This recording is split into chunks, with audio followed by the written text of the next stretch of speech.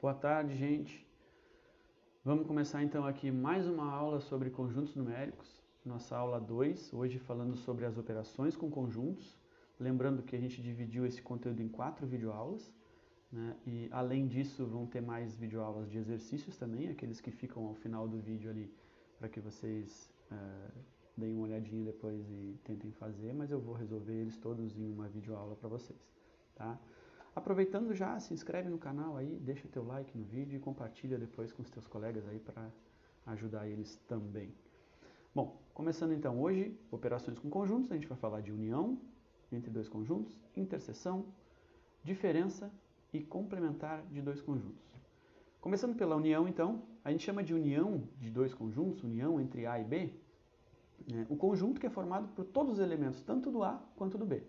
Então, aqueles elementos que pertencem ao A ou aqueles elementos que pertencem ao B vão fazer parte da união dos dois conjuntos. Aqui nosso exemplo, eu tenho o conjunto A com os elementos 1, 2, 3, 4 e o B com o 0, 2, 4 e 5. Bom, a união entre eles, representada por esse símbolo aqui, ó, A, U, B, A união B, vai ser a listagem de todos os elementos, tanto do A quanto do B. Vão estar todos no mesmo conjunto. Só, claro, a gente não vai precisar repetir elementos, né? A gente vê que aqui tem o 2 e o 3 no primeiro conjunto,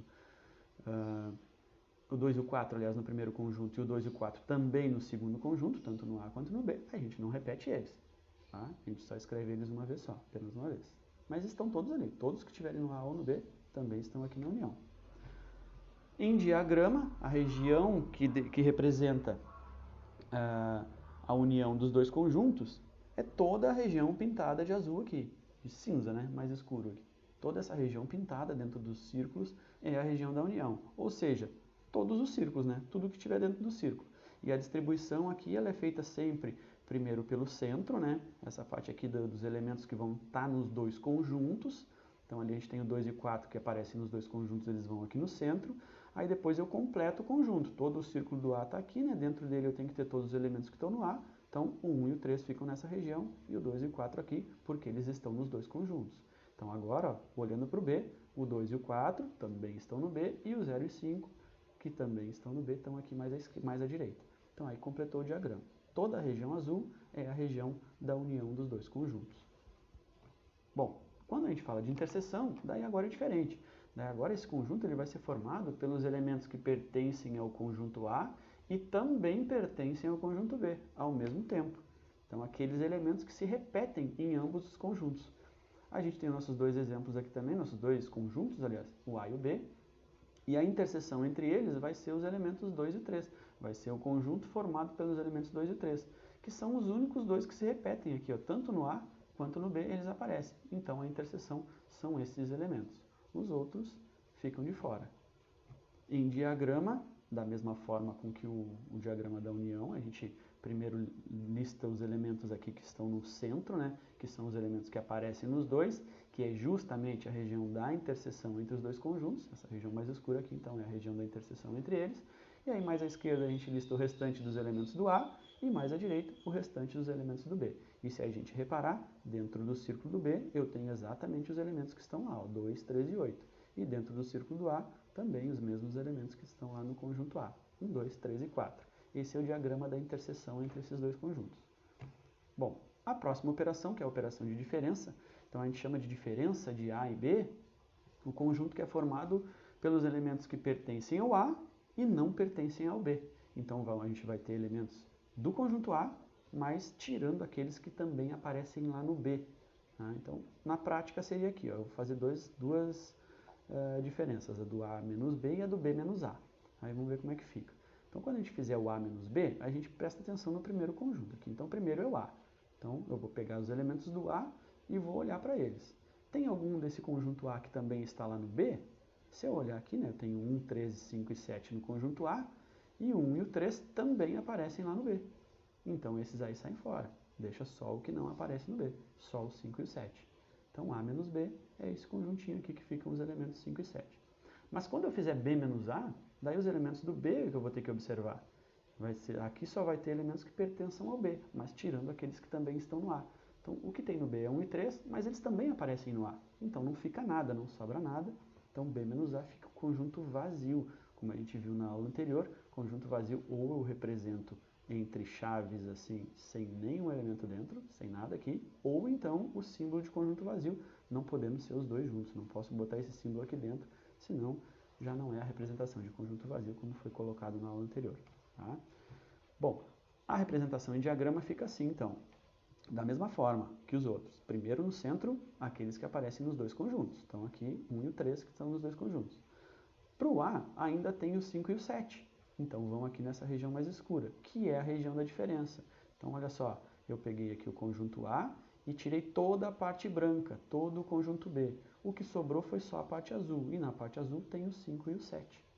Aqui nessa região do B não foi mais nada, né, ficou sem nada aqui, sem nenhum elemento, porque os únicos elementos do B, que são o 1 e o 3, eles estão ao mesmo tempo nos dois, então eles estão nessa região da interseção. Quando a gente fez B menos a região que ficou eliminada aqui, né, a parte branca, que é todo o conjunto A, ficou com todos os elementos, e na região do B ficou sem nada, porque, de novo, né, nenhum dos elementos do B, ou melhor, todos os elementos do B, né, o 1 e o 3, também aparecem no conjunto A. Então daí a gente fica sem nenhum elemento nessa regiãozinha aqui, portanto, se eu tirar do B, eu tirar todo o conjunto A, ele vai ficar vazio, não vai sobrar nenhum elemento aqui nessa região. Essa é a diferença entre B menos A. A última operação aqui com conjuntos que a gente vai ver então é o complementar de dois conjuntos. Para a gente determinar o complementar de dois conjuntos, a gente tem que fazer uma análise antes, tá? Então, complementar de dois conjuntos, complementar de A em B, né, em que A está contido em B, eu preciso que todo o conjunto A, todo o conjuntinho de cima aqui, ó, que eu escrevi com A minúsculo aqui, né? Todo o conjuntinho A tem que estar, todos os elementos têm que estar também no conjunto B. E aí, se isto acontecer, então existe um complementar, a gente consegue determinar um complementar e a gente determina ele através de uma diferença do B menos o A, do de baixo menos o de cima. Então, olha só, complementar de A em B, complementar do de cima no de baixo, tá? Assim como está no símbolo aqui, complementar do de cima no de baixo. Eu vou olhar, o de cima está todo no de baixo? Todos os elementos de cima estão no de baixo? Se sim, então tu faz B menos A, o de baixo menos o de cima. Se não tiverem todos do A no de baixo, simplesmente acabou, não tem complementar. Não existe um complementar desses dois conjuntos. Tá? Bom, vamos fazer um exemplo aqui então.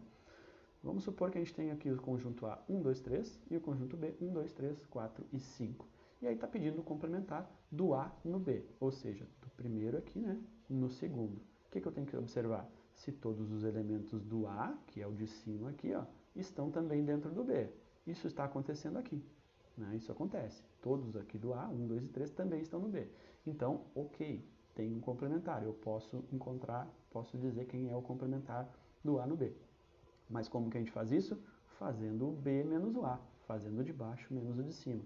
Fazendo aqui o de baixo menos o de cima, o B menos o A, eu analiso todos os elementos do B então, né? Que é o primeiro conjunto da diferença. No B eu tenho 1, 2, 3, 4 e 5. Quais destes elementos do B também estão no conjunto A? O 1, o 2 e o 3.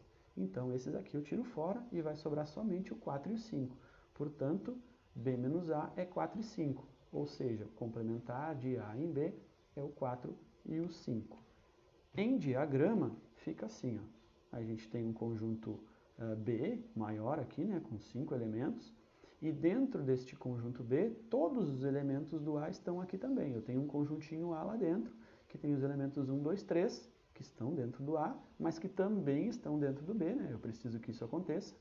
E aí o complementar é só aquilo que está fora do conjunto A, mas que ainda está no conjunto B.